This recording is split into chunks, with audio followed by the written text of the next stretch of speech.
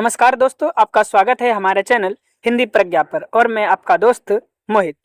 दोस्तों, आज हम बात करने वाले हैं पाश्चात्य काव्य शास्त्र की यूनिट 3 स्वच्छंदतावाद।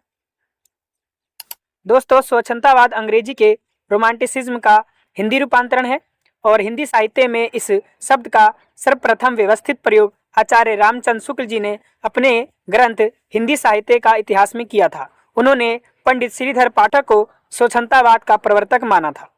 रोमांटिक शब्द का प्रयोग काव्य प्रवृत्ति या वाद के अर्थ में सर्वप्रथम जर्मन आलोचक फ्रेडरिक श्लेगल ने 1798 से 800 के बीच में क्लासिसिज्म के विरोधी अर्थ में किया था।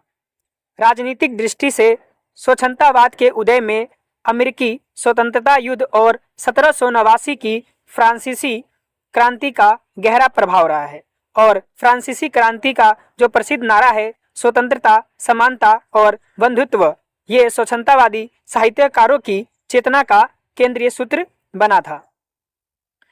वस्तुतः साहित्य में स्वच्छंदतावाद का उदय नव शास्त्रीयवादी नियमबद्धता, शास्त्रीय अनुशासन, कृत्रिमता और रीतिवादिता के विरुद्ध प्रतिक्रिया के रूप में हुआ था। स्वच्छंदतावाद में व्यक्ति की स्वतंत्रता, भावना और कल्पना को केंद्र में रखा गया है। दोस्तों, इंग्लैंड में स्वच्छंदतावादी काव्य आंदोलन की पृष्ठभूमि तैयार करने वाले कवि जो हैं वो है रॉबर्ट वंश और विलियम ब्लेक। परंतु इस आंदोलन का विधिवत जो प्रारंभ हुआ है वो वर्ड्सवर्थ और कोलरिज के स्वीकृत काव्य संग्रह लिरिकल बैलेट से माना जाता है, जिसे 1798 में लिखा गया था दोस्तों। और ये बात बहुत इंपॉर्टेंट है कि ये जो काव्य संग्रह है लिरिकल बैलेट्स इसी से माना जाता है। और इसके बाद जो वायरन, सैली किट्स तथा सर वाल्टर स्कॉट जैसे रचनाकारों ने इस आंदोलन को पूर्ण उत्कर्ष प्रदान किया। यानी दोस्तों, स्वच्छंदतावाद को आगे बढ़ाने वालों में और इनको मानने वालों में, स्वीकार करने वालों में ये सभी जो है विद्वान शामिल है। दोस्तों, फ्रांसीसी लेखक विक्टर ह्यूगो ने स्वच्छंदतावाद को साहित्यिक उदारवादिता कहा है। वहीं आलोचक वाल्टर रेले ने इसे दूरी के प्रति सम्मोहन कहा है तथा के जामिया एक विद्वान हुए, उन्होंने इसको आत्मा का विजय घोष कहा है। वहीं दोस्तों, भारतीय विद्वानों में देखें तो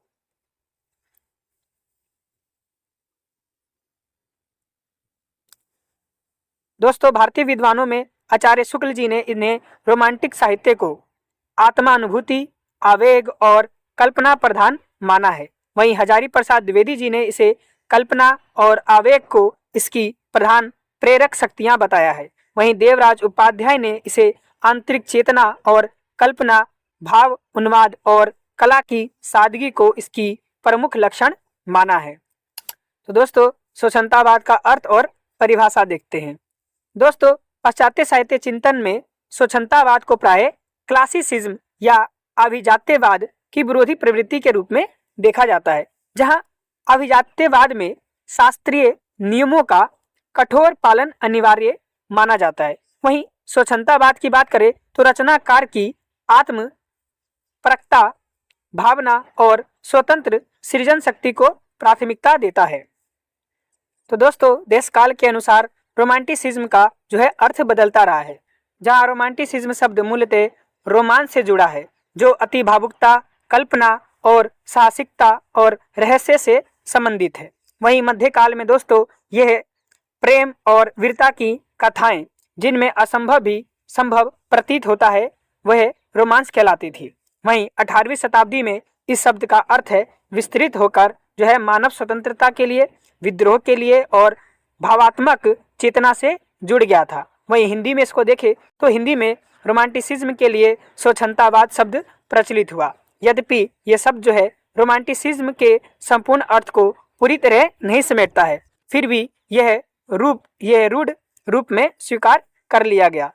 इस शब्द का पारिभाषिक प्रयोग सर्वप्रथम फ्रांस में 1669 ईस्वी के आसपास हुआ था और बाद में जर्मन में श्लेगल ने इसे क्लासिसिज्म की विरोधी साहित्यिक प्रवृत्ति के रूप में निश्चित किया। विडंबना यह रही कि अंग्रेजी रोमांटिक कवियों ने स्वयं इस शब्द का प्रयोग बहुत कम किया, फिर भी यह सर्वाधिक प्रसिद्ध अंग्रेजी काव्य आंदोलन के रूप में हुआ है।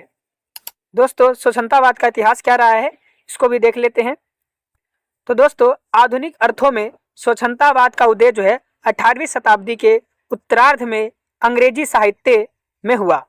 यद्यपि एलिजाबेथन युग में भी इसकी झलक हमें देखने को मिलती है, पर वह एक स्वतंत्र आंदोलन के रूप में विकसित नहीं हो सका था उस समय। और 1789 ईस्वी की फ्रांसीसी क्रांति को स्वतंत्रतावाद का प्रस्थान बिंदु माना जाता है और इसके वैचारिक प्रेरणा स्रोत में वाल्टेयर और रूसो का विशेष योगदान था। रूसो का प्रसिद्ध कथन है कि मनुष्य जो है जन्म से स्वतंत्र है, परंतु हर जगह वह श्रृंखलाओं में जकड़ा है, ने संपूर्ण यूरोप की चेतना को झकझोर दिया। यानी इस कथन ने स्वतंत्रतावाद को और प्रबल रूप प्रदान किया है। इस क्रांति से राजसत्ता, सामंतवाद और धर्माधिकार के विरुद्ध संघर्ष तेज हुआ। परिणाम स्वरूप मध्य वर्ग में आत्मविश्वास, स्वतंत्रता बोध, मानवीय गरिमा की चेतना का विकास हुआ, जिसका व्यापक प्रभाव साहित्य, कला, संगीत और दर्शन पर पड़ा है। दोस्तों, अंग्रेजी में स्वतंत्रतावाद का वास्तविक प्रारंभ वंश और ब्लैक की काव्य चेतना में दिखाई देता है, परंतु इसका विधिवत प्रवर्तन वर्ड्सवर्थ और कोलरिज के लिरिकल बैलेट से माना जाता है। इसकी चर्चा हम पहले ही कर चुके हैं और इसके दूसरे संस्करण की भूमिका प्रीफस टू लिरिकल बैलेट्स 1800 को स्वतंत्रतावाद का घोषणा पत्र माना जाता है। तो दोस्तों, वर्ड्सवर्थ की एक प्रसिद्ध काव्य परिभाषा है, कविता प्रबल भावनाओं का स्वतः स्फूर्त उछलन है, और ये कथन स्वतंत्रतावादी काव्य दृष्टि का आधार बन गई। स्वतंत्रतावादी प्रभाव कविता तक सीमित नहीं रहा, बल्कि उपन्यास, आलोचना में भी फैल गया। स्कॉट ने ऐतिहासिक उपन्यासों में रूमानी यथार्थ प्रस्तुत कर इस प्रवृत्ति को नई दिशा दी है। दोस्तों, स्वतंत्रतावाद का दूसरा चरण 1798 से 1852 ईस्वी वायरन, शेली और किट्स के काव्य में अपने शिखर पर पहुंचा। इसलिए अंग्रेजी स्वतंत्रतावाद के इतिहास को संक्षिप्त में ब्लैक से बायरन तक भी कहा जाता है। दोस्तों, स्वतंत्रतावाद की प्रमुख प्रवृत्तियों को देखते हैं। तो दोस्तों, पहला प्रवृत्ति है विद्रोह की प्रवृत्ति। स्वतंत्रतावाद का मूल आधार विद्रोह है। इसकी प्रेरणा फ्रांसीसी क्रांति से मिली है, जिसने राजनीतिक, सामाजिक और धार्मिक रूढ़ियों के विरुद्ध स्वतंत्रता की भावना को जन्म दिया है। साहित्य में ये विद्रोह जड़ परंपराओं, कृत्रिम भाषा, शुष्क अनुशासन के विरोध के रूप में दिखाई देता है। साथ ही विद्रोह की प्रवृत्ति के आधार पर इन कविताओं में साधारण जीवन और ग्रामीण परिवेश और प्राकृतिक जीवन को विषय बनाया गया है। अतः ये कृत्रिमता के विरुद्ध सहजता का विद्रोह था। तो ये विद्रोह की प्रवृत्ति आप जो है सुभद्रा कुमारी चौहान की झांसी की रानी और मैथिली शरण गुप्त की भारत भारती में आप देख सकते हैं। दोस्तों, दूसरा है भाव प्रवणता। स्वतंत्रतावादी साहित्य अत्यधिक संवेदनशील और भाव प्रधान है। वर्ड्सवर्थ ने कविता को प्रबल मनोवेगों का सहज उछलन कहा है। यह भावुकता जो है वो अनुशासनहीन नहीं है। दोस्तों, यह भावुकता अनुशासनहीन नहीं है, बल्कि सूक्ष्म संवेदना और ईमानदार अनुभूति पर आधारित है। कवि जीवन और प्रकृति से जुड़ी भावनाओं को सहानुभूति के साथ प्रस्तुत करता है। तो इसकी झलक जो हमें जयशंकर प्रसाद की हिमाद्री तुंग सिरिंग से ये जो कविता है आप इसमें देख सकते हैं, जिसमें राष्ट्र के प्रति भावुक आह्वान मिलता है। वहीं सूर्यकांत त्रिपाठी निराला जी के जो कविता है जागो फिर एक बार, उसमें आपको भाव प्रवणता की प्रवृत्ति जो है दिखाई देती है। तो दोस्तों, तीसरा है कल्पना का महत्व। कल्पना को काव्य की सृजनात्मक शक्ति माना गया है। कोलरिज ने इसे आदि शक्ति और मस्तिष्क की सबसे प्राणवान क्रिया कहा है। कल्पना के माध्यम से कवि जो है साधारण वस्तुओं में भी अलौकिक और रहस्यमय अर्थ खोज लेता है। यह बाह्य जगत और आंतरिक अनुभूति के बीच सेतु का कार्य करता है। और कल्पना की अनुभूति आपको जयशंकर प्रसाद की कामायनी में देखने को मिलता है। वहीं जहां पर मानव सभ्यता मनु श्रद्धा की कल्पनात्मक और दार्शनिक कृति है, वहीं मैथिली शरण गुप्त जी की साकेत में आपको राम कथा के माध्यम से आदर्श भारत की कल्पना देखने को मिलता है। दोस्तों चौथा है अतीतो उन्मुक्ता, यानी अतीत की तरफ उन्मुक्ता, यानी स्वच्छंदतावादी कवि जो है वो मध्ययुगीन रोमांस, इतिहास और लोक कथाओं की ओर आकृष्ट हुए। वर्तमान की रूढ़ियों और बौद्धिक शुष्कता से उबकर उन्होंने अतीत के सौंदर्य और गौरव को पुनर्जीवित किया है। वहीं कोलरिज, किट्स और स्कॉट की रचनाएं इसका प्रमुख उदाहरण है। ये अनुकरण नहीं पुनर्सृजन था। तो दोस्तों जयशंकर प्रसाद की चंद्रगुप्त हो चाहे स्कंदगुप्त नाटक हो, इसमें आपको अतीत से जुड़ी हुई दिखाई देती है। वहीं मैथिली शरण गुप्त जी की यशोधरा और साकेत भी अतीत से कहानी को लेते हुए वर्तमान की दशा को उजागर किया है। दोस्तों पांचवा है अद्भुत के प्रति आकर्षण। तो स्वच्छंदतावाद में दोस्तों विस्मय, रहस्य और अलौकिकता के प्रति विशेष आकर्षण मिलता है, जहां पर वाल्टर पेटर ने इसे सौंदर्य में अद्भुत तत्व का योग कहा है, जहां पर रहस्य, कौतूहल, जादुई घटना, अति मानवीय शक्तियां इस प्रवृत्ति के रूप हैं। इसमें साधारण जीवन को भी नई दृष्टि से देखा गया है। तो जयशंकर प्रसाद की कामायनी में आपको अद्भुत के प्रति जो आकर्षण है वो दिखाई देता है, यानी रहस्यमयी, विस्मय, अलौकिकता, ये सब चीजें आपको दिखाई देती है। वहीं निराला जी की तुम और मैं और राम की शक्ति पूजा में आपको अलौकिकता, रहस्यमय, ये सब चीजें दिखाई देती हैं। दोस्तों छठा है व्यक्तिवाद, यानी स्वच्छंदतावाद में व्यक्ति की अनुभूति को सर्वोच्च महत्व दिया गया है, यानी कविता के केंद्र में व्यक्ति और व्यक्ति की अनुभूति रहा है। रचनाकार के अपने सुख दुख, पीड़ा, आशा निराशा रचना के विषय बने हैं। रूसो के जन स्वतंत्रता के विचार से प्रेरित होकर कवि स्वतंत्रता को अनिवार्य माना गया है। वहीं इससे साहित्य में आत्मपरकता का विकास हुआ है। तो जैसा कि आपने वह तोड़ती पत्थर, सूर्यकांत त्रिपाठी निराला की कविता है, जिसमें आपको जो है सामाजिक यथार्थ के प्रति कवि की निजी प्रतिक्रिया जो है प्रतिक्रिया का स्वरूप देखने को मिलता है। वहीं महादेवी वर्मा में जो है निर्जा और यामा, जिसमें व्यक्तिवाद की झलक आपको मिलती है। सातवां है सौंदर्याभिमुखता। स्वच्छंदतावादी साहित्य में सौंदर्य को केंद्रीय मूल्य माना गया है। किट्स का प्रसिद्ध कथन है, सौंदर्य ही सत्य है और सत्य ही सौंदर्य है, इसी का प्रतीक है। प्रकृति, मानव रूप, प्रेम, करुणा, कल्पना, सभी में सौंदर्य की खोज की गई है। यह सौंदर्य केवल रूप का ही नहीं है, बल्कि आंतरिक और नैतिक सौंदर्य भी है।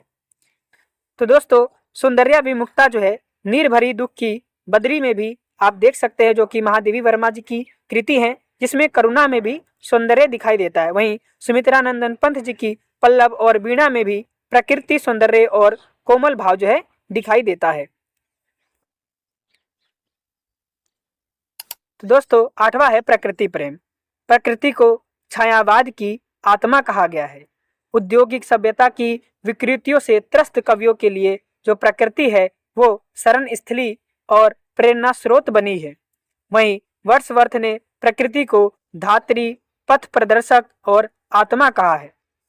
प्रकृति इनके लिए जीवंत सत्ता, नैतिक मार्गदर्शक और आध्यात्मिक अनुभूति का माध्यम है। तो इसकी झलक हमें सुमित्रानंदन पंत जी की कविता पर्वत प्रदेश में पावस और पल्लव में, साथ ही महादेवी वर्मा जी की नीलांबरा और दीपशिखा में दिखाई देता है। दोस्तों नौवां है भाषा और शिल्प। स्वच्छंदतावादी कवि आडंबरहीन, सरल और स्वाभाविक भाषा के पक्षधर थे। वर्ड्सवर्थ ने बोलचाल की भाषा को काव्य भाषा बनाने का आग्रह किया है। वहीं हीरोइक कपलेट के स्थान पर रीलिक, प्रगीत यानी खंड काव्य और मुक्त छंद का प्रयोग हुआ है। प्रकृति, लोक कथाएं, मध्य युगीन प्रतीक इनके बिंब विधान का आधार बने हैं। दोस्तों निष्कर्ष के रूप में हम कह सकते हैं कि स्वच्छंदतावाद 18वीं-19वीं शताब्दी का महत्वपूर्ण यूरोपीय साहित्यिक आंदोलन है, जिसका उदय नव शास्त्रवाद की रूढ़ और निर्जीव परंपराओं की प्रतिक्रिया में हुआ है। इसमें व्यक्तिगता, कल्पना, भावना और मौलिक सृजन को विशेष महत्व दिया गया है। इसे वैचारिक प्रेरणा जो है फ्रांस की जनक्रांति तथा स्वतंत्रता, समानता और बंधुत्व के आदर्शों से मिला है। यह आंदोलन फ्रांस, जर्मनी, इंग्लैंड में विभिन्न रूपों में विकसित हुआ है और इसका प्रभाव कविता के साथ साथ निबंध, उपन्यास और आलोचना पर भी पड़ा है। इसकी प्रमुख विशेषता व्यक्तिगता, अनुभूति प्रवणता, अद्भुत के प्रति आकर्षण, कल्पना की प्रधानता, अतीतो उन्मुक्ता, सौंदर्याभिमुक्ता, प्रकृति प्रेम और अभिव्यंजना शिल्प की प्रयोग धर्मिता है। हिंदी में आधुनिक युग में छायावाद को स्वच्छंदतावाद के रूप में देखा जा सकता है, किंतु इसे पश्चिमी ढंग का स्वच्छंदतावाद नहीं माना जा सकता। तो दोस्तों, ये वीडियो यहीं तक थी। यदि आपको इसका PDF चाहिए तो लिंक डिस्क्रिप्शन बॉक्स में है, आप वहां से डाउनलोड करके याद कर सकते हैं, पढ़ सकते हैं। धन्यवाद दोस्तों, नमस्कार।